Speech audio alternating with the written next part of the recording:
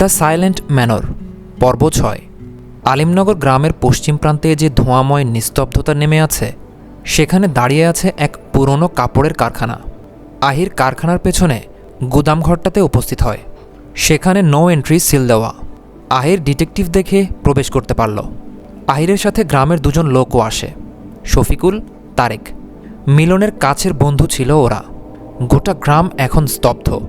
কেউ বলে দুর্ঘটনা, কেউ বলে ঈর্ষা, কেউ আবার ফিসফিসিয়ে বলে ও এমন কিছু দেখে ফেলেছিল যা দেখা তার কথা ছিল না।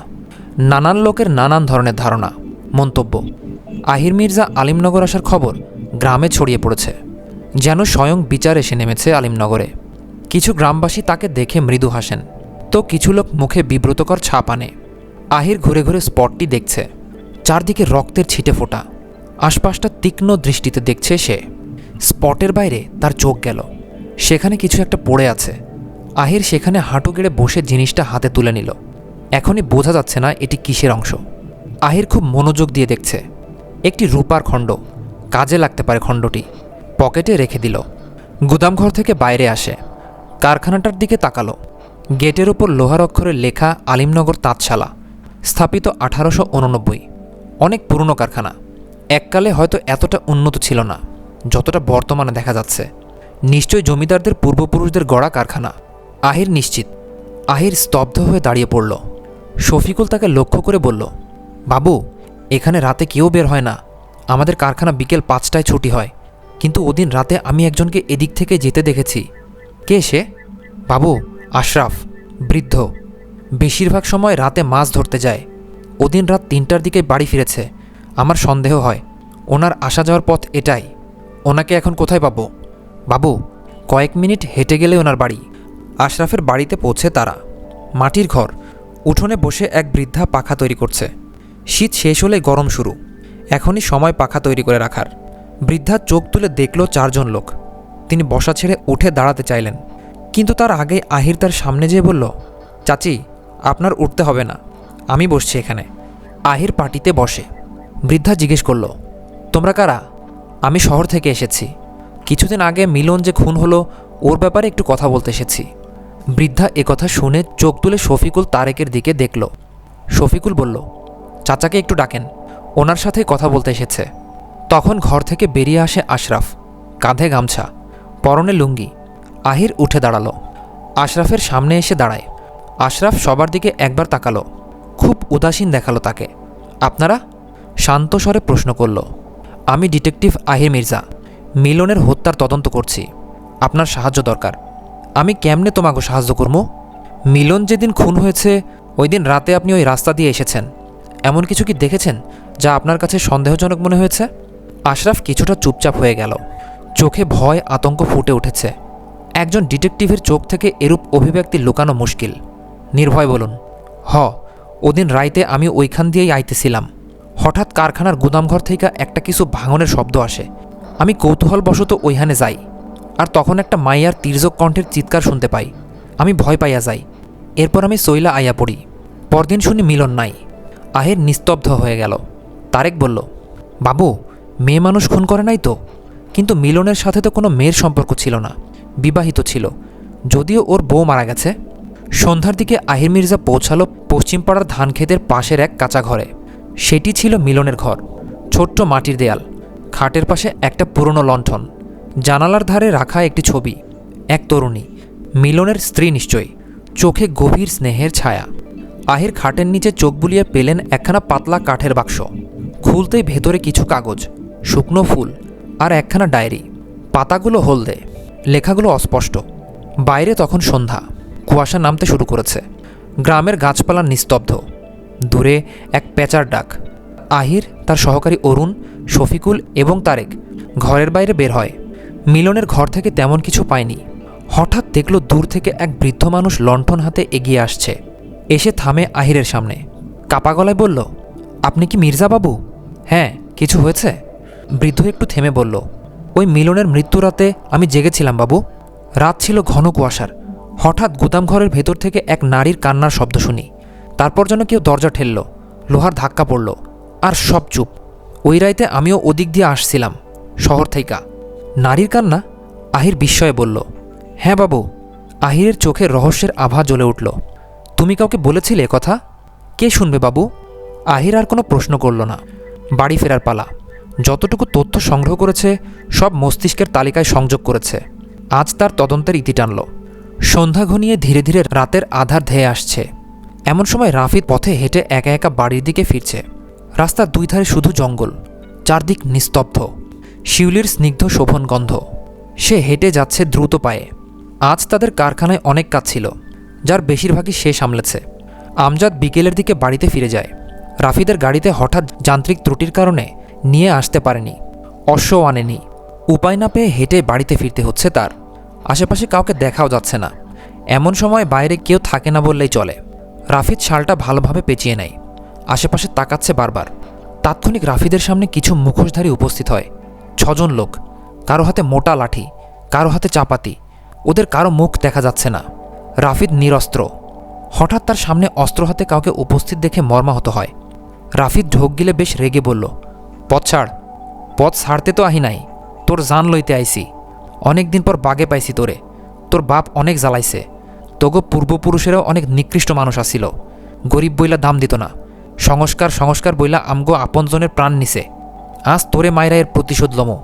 দেহি তোর বাপ কতটা ছটফট করতে পারে। রাফিদ বলল, দেখ, আমার সাথে ঝামেলা করিস না, এতে তোদেরই লস। তখন একজন মুখোশধারী বলে উঠল, ওই, ওরে শেষ কর, বেশি কথা কয়। একজন রাফিদের দিকে এগিয়ে আসে। রাফিদ ওর দিকে চোখ তুলে তাকাতে মুখোশধারী ঝাঁপিয়ে পড়ল। ধারালো ছুরির ঝলক চোখে পড়তেই সে পাশ ফিরে গেল বজ্রগতিতে, আর আঘাতটা গিয়ে পড়ল বাতাসে। পরের মুহূর্তে রাফিদ তার ডান কনুই দিয়ে আক্রমণকারীর বুকে এমন আঘাত করল যে লোকটা ছিটকে পড়ল ফুল বাগানের ধারে। দ্বিতীয়জন পেছন থেকে লাঠি ঘোরাতে ঘোরাতে এলো, কিন্তু রাফিদ নিচু হয়ে এক ঝটকায় লোকটার পা টেনে নিল। গাছের শিকড়ে আঘাত পেয়ে সে মাটিতে গড়িয়ে পড়ল। তৃতীয় আক্রমণকারী এবার রাগে চোখ লাল করে দৌড়ে এলো ছুরি উঁচিয়ে। রাফিদ নিরস্ত্র, কিন্তু চোখে আগুন। ছুরিটা যখন প্রায় তার বুকের কাছে, সে হাত বাড়িয়ে আঘাতের দিক ঘুরিয়ে দিল, আর ছুরিটাই উল্টো ঘুরে আক্রমণকারী হাত কেটে দিল। লোকটা চিৎকার করে উঠল। রাফিদের নিঃশ্বাস ভারী, কিন্তু চোখ স্থির। তিনজনে মাটিতে লুটিয়ে কাতরাচ্ছে। তখন একজন মুখোশধারী বলল, জমিদারের রক্তে তো ভালোই তেজ দেখছি। ওই, তুই যা, বলে পাশের জনকে ইশারা করে। কিন্তু রাফিদের কাছে সেও হেরে যায়। আক্রমণকারী মাটিতে পড়ে যায়। রাফিদ ক্রোধে লোকটার উপর ভর করে বসে তার মুখ দেখতে চাইল। তখনই বাকি দুজন এসে রাফিদের পিঠে লাঠি দিয়ে আঘাত করে। এরপর তাকে ধরে ফেলে, দুহাত শক্ত করে চেপে ধরে। রাফিদ ছুটতে পারল না। মাটি থেকে উঠে আক্রমণকারীর হাতে চাপাতি তুলে নেয়। এরপর রাফিদের দিকে এগিয়ে গেল। রাফিদ হাত ছোটানোর চেষ্টা করল, কিন্তু পারল না। সে চোখের সামনে নিজের মৃত্যুকে দেখতে পেল। চাপাতি হাতে আক্রমণকারী রাফিদের দিকে এগিয়ে গেল। তাকে চাপাতি দিয়ে আক্রমণ করবে ঠিক তখনই রাফিদ চোখ বুজে ফেলে। গভীর শ্বাস নিচ্ছে, ঘেমে গেছে সে। কিন্তু আশ্চর্যের বিষয় হলো, তার শরীরে চাপাতির আঘাত লাগেনি। সে চোখ মেলে তাকালো। চাপাতি তার পেট বরাবর ছিল ঠিকই, কিন্তু একটা ফর্সা রঙের হাত চাপাতিটি ধরে রেখেছে। তার সামনে দাঁড়িয়ে আহির মির্জা। ঠিক সেই মুহূর্তে আরও একজন হঠাৎই রাফিদকে ধরে রাখা আক্রমণকারীকে লাথি মেরে ফেলে দেয়। রাফিদ ঘুরে তাকালো, মীরকে দেখল। এক মুহূর্তেই বাতাসের গতি পাল্টে যায়। আক্রমণকারীরা রাফিদের দিকে ছুটে আসতেই আহির মির্জা ঝাঁপিয়ে পড়ে। এক আঘাতে তার কোট উড়ে যায় পাশে, আর লাথিতে ছিটকে পড়ে এক দুষ্কৃতী। মীর লাঠি ঘুরিয়ে আরেকজনের হাত থেকে অস্ত্র ছিটকে দেয়। রাতের অন্ধকারে মুখোশ পরে এসেছ, এখন চেনা যাবে তোমাদের আসল মুখ, বলে মীর। রাফিদও তখন নিজেকে সামলে আবার দাঁড়িয়েছে। তিনজনের মধ্যে নীরব বোঝাপড়া। একদিকে রাফিদ, একদিকে আহির, অন্য পাশে মীর। ত্রিভুজ আকারে ঘিরে ফেলে শত্রুদের। ঝড়ের মতো লড়াই শুরু হয়। ছুরি, লাঠি, মুষ্টির ঝলকানি। বাগানের ফুল উড়ে যায়, বাতাসে ধুলা ও রক্তের গন্ধ মেশে। আহির মির্জা দ্রুত এক ঘুষিতে এক আক্রমণকারী নাক ভেঙে ফেলে। মীরের লাঠির আঘাতে আরেকজন নিস্তব্ধ হয়ে পড়ে। রাফিদ শেষজনকে ধরে গাছের সাথে ঠেলে ফেলে গর্জে ওঠে, কে পাঠিয়েছে তোদের? লোকটা গোঁ গোঁ শব্দ করে, তারপর মাটিতে ঢলে পড়ে অচেতন হয়ে। বাতাস আবার নিস্তব্ধ হয়। দূরে কুকুরের ডাকে ভাঙে সেই নীরবতা। রাফিদ নিচু হয়ে একজনের মুখোশটা খুলে দেখে তারপর ধীরে বলে ওঠে, এই খেলা বড় গভীর মীর, এখন থেকে সাবধানে থাকতে হবে, এরা পুরনো শত্রু। মীর রাফিদের দিকে তাকিয়ে বলল, তুই ঠিক আছিস? আমি ঠিক আছি। ঘুরে তাকালো আহিরের দিকে। হাত থেকে তার রক্ত ঝরছে। মীর ও রাফিদ দ্রুত ছুটে আসে। মীর খুব চিন্তিত হলো। আহির, তোর হাত থেকে রক্ত ঝরছে। কত আর ঝরবে? এমনিতেই থেমে যাবে রক্তের শক মিটলে। অদ্ভুত, দ্রুত বাড়ি চল, বেশি রক্ত বের হলে সমস্যা হবে, বলল রাফিদ। মীর এদিক ওদিক তাকিয়ে বলল, ওই তো একটা বাড়ি দেখা যাচ্ছে, চল ওখানে। আপাতত জায়গাটা পরিষ্কার করে কাপড় দিয়ে বেঁধে দিতে হবে, বাড়ি অবধি যেতে সময় লাগবে, ততক্ষণে অনেক রক্ত ঝরবে। রাফিদ তখন কিঞ্চিত অবাক হয়ে বলল, তোরা এখানে কেন এসেছিলি? মীর জবাব দিল, তোর আসতে দেরি বলেই এদিকে হাঁটতে হাঁটতে এসেছিলাম। আহির বলল, আমি এখনই বাড়ি ফিরছিলাম, কিন্তু গাড়ি সাথে ছিল না, আমার সহকারী গাড়িটা নিয়ে একটা কাজে দূরে গেছে। রাফিদ বলল, এখন কথা না বাড়িয়ে ওই বাড়িটায় চল, ওর রক্ত পড়া বন্ধ করতে হবে। আহির বারণ করল, কিন্তু মীর ও রাফিদ শুনল না। রাত নেমেছে ধীরে ধীরে, যেন কেউ আলতো করে কৃষ্ণ চাদর মেলে দিয়েছে আকাশ জুড়ে। চাঁদের আলো ছুঁয়ে যাচ্ছে পুরনো খড়ের চালা, মাটির দেয়ালে পড়ছে নরম রূপালি ছায়া। আঙিনায় একটা নিমগাছ, তাতে বাতাস লাগলে পাতা নড়ে, শাঁ শাঁ শব্দে যেন রাত কথা বলে উঠছে। দরজার সামনে রাখা মাটির প্রদীপের আগুন টিমটিম করছে, কখনো জ্বলে কখনো নিভে যায়। দূরে কুকুরের হালকা হালকা ঘেউ ঘেউ, আর কোনো কোনো সময় বাঁশঝাড়ে ঝিঝি পোকার ডাক। সব মিলিয়ে নিস্তব্ধতাটাও যেন এক ধরনের সঙ্গীত। বাড়ির ভেতর থেকে শোনা যায় কেরোসিন বাতির দপদপ শব্দ, কেউ হয়তো ঘরের কোণে বসে কাপড় ভাঁজ করছে। বাতাসে গরুর ঘ্রাণ, শুকনো খড়ের গন্ধ, আর রান্নাঘর থেকে ভেসে আসা ধোঁয়ার গন্ধ মিশে গেছে। দূরে নদীর ধারে ব্যাঙের ডাক আসছে, আর তার সঙ্গে পাল্লা দিচ্ছে প্যাঁচার ডাক। সব কিছুই শান্ত, অথচ কোথাও যেন একটুখানি অজানা ভয়, একটুখানি রহস্য লুকিয়ে আছে। নিস্তব্ধ একটা বাড়ি যেন নিরবচ্ছিন্নভাবে দাঁড়িয়ে আছে। সেখানে উপস্থিত হয় রাফিদ, মীর ও আহির। মাটির স্যাঁতস্যাঁতে ঘরটির সামনে গিয়ে রাফিদ উচ্চস্বরে ডাকে, কেউ কি ভেতরে আছেন? সাহায্য দরকার। মীর বাড়িটি দেখে চিনতে পারে, রহিমাদের বাড়ি। রাফিদ ডাকার কয়েক সেকেন্ড পর বেরিয়ে আসে রহিমা। লাঠির উপর ভর দিয়ে ঘর থেকে বেরিয়ে আসে, কোমরের ব্যথায় সোজা হয়ে দাঁড়াতে পারছে না। রাফিদ দেখল সে রহিমা। রহিমা রাফিদকে দেখে চিনতে পারে। খালা আপনি? বাবা তুমি এইখানে এত রাইতে? কিছু হইছে? আমরা কারখানা থেকে বাড়ি ফিরছিলাম, গাড়ি নষ্ট হয়ে যাওয়ায় হেঁটে হেঁটে ফিরছিলাম, কিন্তু মাঝপথে অন্ধকারের জন্য আমার বন্ধুর হাতটা কেটে যায়, রক্ত ঝরছে। আমি বাড়ি অবধি এভাবে গেলে অনেকটা রক্ত ঝরবে।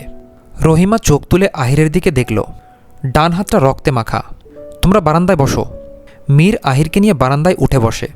খুঁটির সাথে হারিকেন ঝোলানো, উঠোনে কিছু গাছের সাথে মশাল জ্বলছে। চারপাশটা বেশ সোনালি রঙের রঙিন দৃশ্য ফুটিয়ে তুলেছে। রহিমা ঘরের দিকে তাকিয়ে উচ্চস্বরে ডাকল, গৌরী, জমিদার বাড়ির এক বাবুর হাত কাইটা রক্ত ঝরতাছে, তুই একটু দেখ মা, আমি তো সোজা হইয়া দাঁড়াইতে পারতাছি না। আহির মীরকে লক্ষ্য করে বলল, আমার কিছু হয়নি, এতটুকু রক্ত ঝরলে কিছু হবে না, চল চলে যায় এখান থেকে, শুধু শুধু ওনাদের বিরক্ত করছি। মীর আর রাফিদ শুনল না। এরপর মিনিট পাঁচেক পর ঘরের ভেতর থেকে গৌরী বেরিয়ে আসে, মাথার ওড়না নাক অবধি ঝুলছে। গৌরী এসে আহিরের সামনে বসে, হাতে ছিল জলের জগ। জল দিয়ে আহিরের হাতটি পরিষ্কার করে কয়েক সেকেন্ড বসে। আহিরের হাতের ক্ষতর দিকে দেখল, ছুরি অথবা চাপাতির আঘাত। দেখেই বোঝা যাচ্ছে নিশ্চয়ই কোথাও থেকে মারামারি করে এসেছে। গৌরী নিশ্চিত। গৌরী আহিরের হাতটি ভালোভাবে পরিষ্কার করে নেয়, এরপর সেখানে চা পাতা বেটে দিল। আহির কিছুটা ব্যথা পেল। গৌরী চা পাতা দিয়ে তার উপর একটা সাদা রঙের কাপড় দিয়ে হাতটা পেঁচিয়ে বেঁধে দেয়। মীর গৌরীকে লক্ষ্য করে বলল, শুক্রিয়া, আপনি না থাকলে হয়তো ওর শরীরের সমস্ত রক্ত ঝরে যেত। আসি তাহলে আমরা, বলে উঠে দাঁড়ালো। আহির স্তব্ধ নজরে চেয়ে রইল গৌরীর দিকে। গৌরী দূরে সরে দাঁড়ায়। আহির, রাফিদ, মীর রহিমাদের বাড়ি থেকে চলে আসে। আহির যেতে যেতে বারবার পেছন ঘুরে দেখল। রাত বাড়ছে, রূপালি চাঁদ মাথার উপর জ্বলছে, তার আলো পড়ছে জমিদার বাড়ির পুরনো ছাদের উপর। খড়ের চালা, পুরনো টালি, দোতলার জানালা, সব কিছু যেন ভিজে উঠেছে শান্ত আলোয়। চারদিক নিস্তব্ধ, তবু এই নীরবতার মধ্যেই আছে এক অদ্ভুত মিষ্টি সুর, ঝিঝি পোকার ডাক, দূরে ধানের ঝিরিঝিরি শব্দ, আর মাঝে মাঝে হালকা বাতাসের ছোঁয়া। আঙিনায় বড় একটা নিম গাছ, তার পাতা থেকে টুপটাপ শিশির পড়ছে, আর তার নিচে একটা পুরনো পাথরের বেঞ্চ। সেখানে বসে আছে আহির, রাফিদ। দূরে গরুর খামার থেকে হালকা ঘণ্টার আওয়াজ ভেসে আসে, ঠন ঠন ঠন। গরুগুলো ঘুমাচ্ছে নিশ্চিন্তে, তাদের নিঃশ্বাসের শব্দটাও যেন এই রাতের অংশ। বারান্দার এক কোণে স্ফটিক ঝাড়বাতিটা জ্বলছে মৃদু আলোয়। বাড়ির দোতলার একটা ঘরের ভেতর থেকে ভেসে আসছে লালন গীতি। কেউ মিষ্টি কণ্ঠে গাচ্ছে খুব নিচু স্বরে। সব লোকে কয় লালন কি জাত সংসারে। সেই সুরটা ঘুরে বেড়ায় উঠোন জুড়ে, চাঁদের আলোয় মিশে যায় ধীরে ধীরে। সুরটি আহিরের কানে এসে বাঁধে। জিজ্ঞেস করল, কে গাইছে? রাফিদ বলল, দাদি, তার লালন গীতি পছন্দ। বাগানের বিভিন্ন গাছের ডালে হালকা বাতাস লাগে, পাতা দোলে আলতো করে। রাতরানীর গন্ধ ছড়িয়ে পড়ছে চারদিকে। মনে হয় যেন গোটা বাড়িটাই ঘুমাচ্ছে সেই গন্ধে মাতাল হয়ে। ঘরের ভেতর থেকে শেফালি বেরিয়ে আসে, হাতে 2 কাপ চা। চুপচাপ এসে রাফিদ ও আহিরকে চা দিয়ে যায়। ধীরে ধীরে সময় গড়ায়। আহির বলল, চল বাড়ির পেছনে পুকুর পাড় থেকে ঘুরে আসি। বাড়ির পেছনের পুকুরের জলের উপর চাঁদের প্রতিফলন, যেন 2টি চাঁদ একে অপরের দিকে তাকিয়ে আছে। বক পাখি ঘুমিয়ে আছে ঘাটের ধারে। জলের হালকা ঢেউ পড়ছে সিঁড়ির ধাপে ধাপে। রাতের এই প্রশান্তি এমন মনে হয় জগতের সব অস্থিরতা যেন বাইরে কোথাও থেমে গেছে। এই বাড়ির ভেতর শুধু বাতাসের গন্ধ, মাটির শান্তি, আর একটা পুরনো সুর বাজছে খুব নরমভাবে, যা শুনলেই মনটা নিজের অজান্তে নিস্তব্ধ হয়ে যায়। কিন্তু আহির খুব চিন্তিত। ঘাটের পাড়ে 2 জন বসে পাশাপাশি। রাফিদ একটা সিগারেট ধরালো, আহিরের দিকেও একটা ধরিয়ে দিল। সন্ধ্যায় তখন তারা 3 জন বাড়িতে ফিরলে আমজাদ তাদের অবস্থা দেখে কিছু বুঝতে পেরে অনেকবার জিজ্ঞেস করেছিল, কিছু হয়েছে তোমাদের? মীর তখন সত্যটা লুকিয়ে মিথ্যা বলেছিল আমজাদকে। শালুক আহিরের হাতের অবস্থা দেখে দুঃখ প্রকাশ করে। সে তখন বলেছিল ডাক্তারের ব্যবস্থা করতে, কিন্তু আহির নাকচ করল। মীর তাদের মাঝে এখন উপস্থিত নেই। রাফিদ এবং আহিরকে বাড়ি অবধি পৌঁছে দিয়ে কোথাও একটা চলে যায় কাউকে কিছু না বলে। আহির সিগারেটের ধোঁয়া ছেড়ে বলল, মীর কোথায় গেছে? হয়তো দিঘির পাড়ে। কেন? নাচনেওয়ালের উত্তরের আশায়। আহির শুনে হাসে। রাফিদ পুনরায় বলল, ওই মেয়ে প্রেমের প্রস্তাবে রাজি হবে না, আমি জানি। কেন?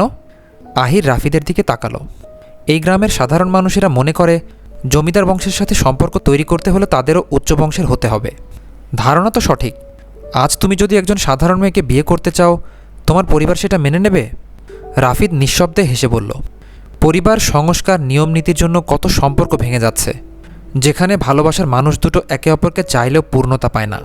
পরিবার, সমাজ পূর্ণতা পেতে দেয় না। পেছন থেকে তাদের কথোপকথন শুনে নেয় বুলবুল।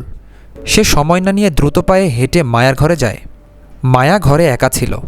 তাকে বুলবুল জানায়, শুনেছি মীরবাবু মাস্টারের মেয়ের কাছে চিঠির উত্তর আনতে গেছে।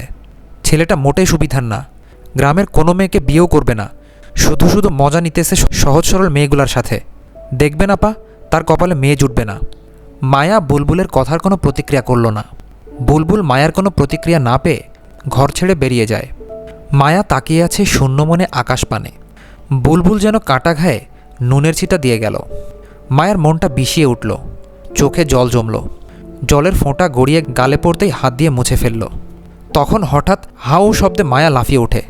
তাকিয়ে দেখল মীর। আপনি এত রাতে এখানে? দেখতে আসলাম তোমার জ্বর কমল কিনা। দেখি তো জ্বর কমেছে কিনা। বলে মায়ার কপালে হাত দিয়ে জ্বর দেখতেই মায়া সরে গিয়ে বলল, আপনার অধিকার নেই আমার শরীর স্পর্শ করার, পরপুরুষ আপনি। ও আচ্ছা, তোমাকে ছুতে বুঝি দলিল লাগবে?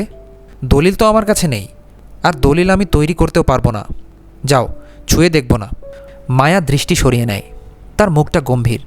মীর বলল, মন খারাপ? মায়া নিরুত্তর। মীর তখন কণ্ঠ খাদে নামিয়ে মোহময় কণ্ঠে বলল, তোমার সব কিছু আছে, তবুও তোমার মন খারাপ। আর দেখো, আমার কিছুই নেই, তারপরও আমি হাসছি। আপনারও তো সব আছে, কি নেই আপনার? মীর ঠোঁট বাঁকিয়ে হেসে বলল, তোমরা দেখো আমার সব আছে, কিন্তু আমি দেখি আমার কিছুই নেই। সব কিছু ঠিক আছে, কিন্তু আমার মা নেই। এই বাক্যটি সব কিছু এলোমেলো করে দেয়। মীর থামে। তার কথা আটকে যাচ্ছে। পুনরায় বলল, আমি এই দুনিয়াতে আমার মাকে খুব কম সময়ের জন্য পেয়েছি। মায়ের আদর স্নেহ আমি ক্ষুদ্র সময়ের জন্য পেয়েছি। মায়ের মায়াভরা মুখ, মলিন হাসি, তার আদর, তার শাসন, সব কিছু আমার মনে পড়ে। তোমরা যখন রাতে খুব আরাম করে ঘুমোও, আমি তখন মায়ের কথা ভাবি। তোমরা যখন মায়ের সাথে অভিমান করো, তখন আমি আফসোস করি। একটা বাক্য তখন আমার চারপাশে ঘোরে, আমার মা নেই। সে তো কবেই দুনিয়া থেকে বিদায় নিয়েছে। মীরের কথাগুলো শুনে দুঃখ পেল মায়া। মায়া দেখল মীরের দিকে, তার চোখে জল। মীরের কথাগুলো দুঃখে মাখা। মীর জানালার পাশে দাঁড়ায়, শান্তভাবে বলল, আমার সামনে কোনো মা তার সন্তানকে আদর করলে, স্নেহ করলে আমার খুব কষ্ট হয়। আমি বুঝতে দেই না, কিন্তু হয়। আমার সব আছে, টাকা পয়সা, বাড়ি গাড়ি, কিন্তু তারপরও আমি শূন্য। কারণ আমার যে মা নেই। ভাবতেই অবাক লাগে, যে মানুষটির গর্ভে আমি ছিলাম, যার দুগ্ধ আমি পান করেছি, আমি হাসলে যে হাসতো, আমি কাঁদলে যে কাঁদত, সেই মানুষটা আর দুনিয়াতে নেই। মীর থেমে কয়েক সেকেন্ড চুপ থেকে বলল, আমি এই দুনিয়াতে মাকে সব থেকে বেশি ভালোবেসেছিলাম, এখনও বাসি, আর চিরদিন বাসব। মানুষ সব শোক হয়তো কাটিয়ে উঠতে পারে, কিন্তু আমি আমার মায়ের শোক কখনো কাটিয়ে উঠতে পারবো না। মায়া কাঁদছে, ওড়নার আঁচল দিয়ে নিজের চোখের জল মোছে। আপনি কাঁদছেন? মীরকে বলল। মীর আড়ালে চোখ মুছে বলল, না তো, আমি কাঁদছি না। আঙ্কেল আপনাকে অনেক ভালোবাসে। মীর বলল, আমি জানি। মা যখন দুনিয়া থেকে বিদায় নিয়েছে তখন বাবা তো জোয়ান ছিল, চাইলেই দ্বিতীয় বিয়ে করতে পারত, কিন্তু আমার কথা ভেবে করেনি। তাছাড়া বাবাও মাকে প্রচণ্ড ভালোবাসত। বাবা এখনও মাকে ভুলতে পারেনি। আপনার ছোটো মাও কিন্তু আপনাকে অনেক ভালোবাসে।